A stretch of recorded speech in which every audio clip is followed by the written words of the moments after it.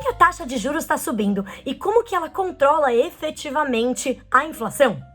Você já deve ter reparado que os juros estão subindo nos últimos tempos. Aliás, desde março do ano passado, quando o nosso Comitê de Política Monetária do Banco Central se reuniu e decidiu começar a elevar a nossa taxa básica de juros, a taxa Selic, isso vem acontecendo. E a gente viu a Selic sair de um patamar lá de 2% ao ano para muito acima ali dos 10% ao ano atualmente.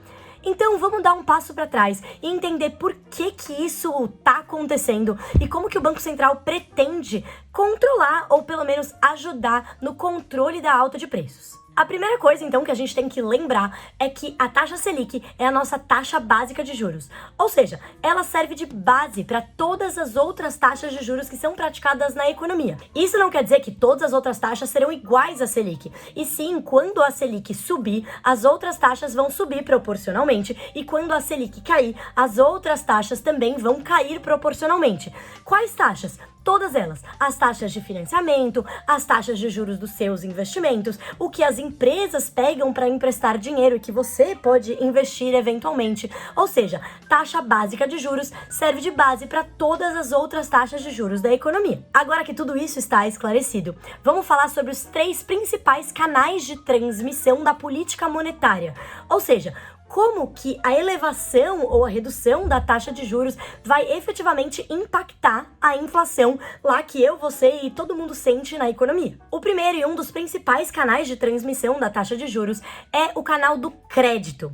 Ou seja, aquele crédito que eu pego, por exemplo, para financiar uma geladeira ou que uma empresa vai pegar no mercado. Então, quando a gente comprar aquele título de renda fixa, aquela debênture incentivada, potencialmente, essa empresa vai estar pagando um crédito mais caro. Por quê? Porque as taxas de juros estão subindo em linha com a elevação da taxa básica de juros, a Selic. Assim, quando o crédito fica mais caro na economia, tudo fica mais caro.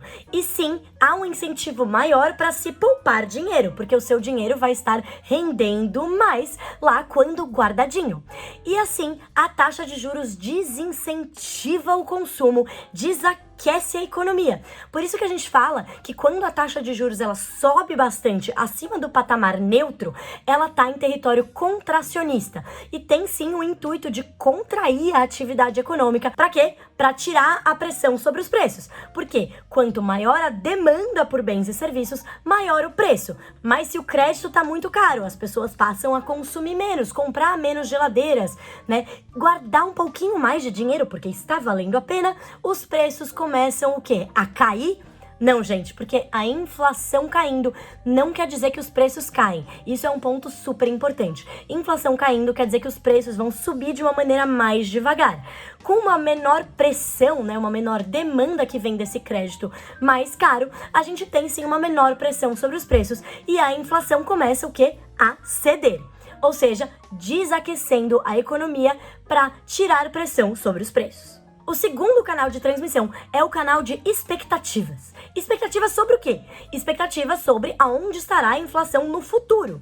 Pode parecer meio maluco, mas a inflação que a gente vê hoje, ela tem bastante de influência de quanto a gente achou que ia estar a inflação ontem. Parece meio confuso, mas é só você pensar de que se você é um criador de preço, por exemplo, você tem um pequeno negócio e você vê o preço de tudo subindo, mas você não acredita que os preços vão cair. Você vai fazer o quê? Você já coloca aquilo no seu preço. Você já sobe o seu preço. Por mais que seja só a batata que tá subindo, porque tá rolando ali uma seca onde se planta batata.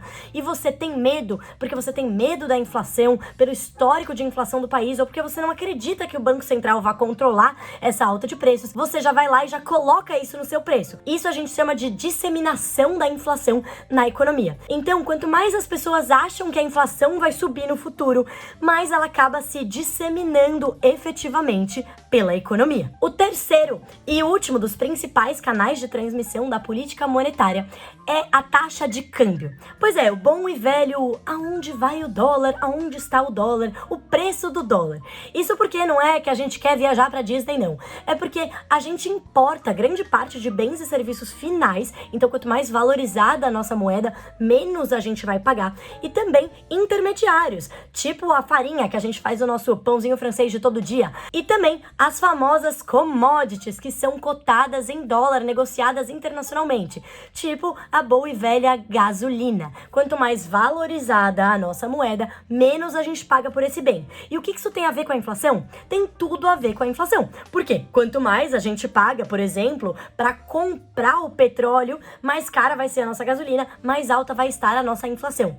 E a taxa de juros impacta a taxa de câmbio, porque quanto maior a taxa de juros do Brasil, mais o Brasil vai atrair dinheirinhos para dentro dele. Porque quando a gente fala de taxa de juros, é tudo relativo. A nossa taxa de juros está alta em relação ao quê? Em relação a outras taxas de juros. Então, quanto maior esse diferencial de juros entre a taxa de juros brasileira e a taxa que é considerada de menor risco do mundo, que é a americana, mais a gente vai, em teoria, atrair esse dinheiro aqui para o Brasil e mais valorizada vai estar a nossa moeda. É claro que tem vários outros fatores que influenciam a taxa de câmbio, mas com certeza a taxa de juros é ali um dos principais.